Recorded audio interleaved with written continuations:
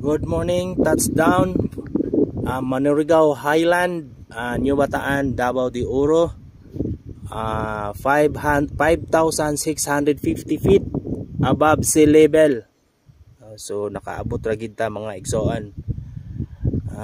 Hangak, grabe ang subida, pero kaya ra sa ato ang body CTC. So ayan guys, Manurigao Highland, again 5,650 feet dito sa Davao de Oro, right? So makita na to diha ang ubos, no? Somewhere part of New Bataan, Nabunturan.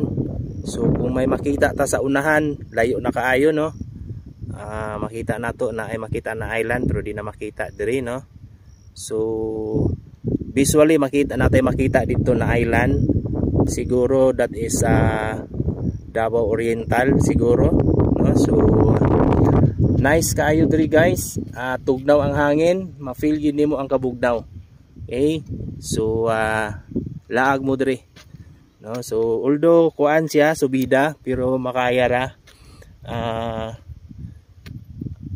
Natsambahan lang, nablisingan ta og good weather na wala nag-ulan, pero there's may sign sa ulan, pero moving ang clouds, no?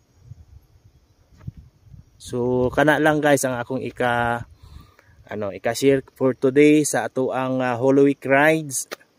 So ayan, makita nato ang moving na clouds.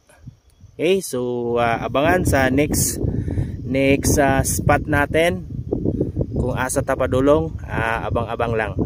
Mega love shout out everyone sa mga beloved followers nako diha kay Uncle GJ, sa red apps, sa blue apps, and yan lang. So medyo gutom na, mangita tag pagkaon diri sa kadaplinan. So mo ni guys, no, ang sign sa lugar na bugnaw ang klima. Ang mga kahoy diri is nagmos ang iyang mga lawas, no? So mo ni siya ang sign, no? So sa mga gusto mo anhi diri, pwede mo magdala og mga baon. I-keep lang ninyo ang inyong mga leftover o mga basura, no? So para protektahan pud ang dinhi nga area sa mga basura, no? So mo ni siya, no? So naay mga bisita na nag-abot.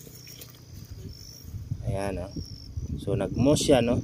So mao gini siya ang sign 100% na bugnaw ang klima diri na pita.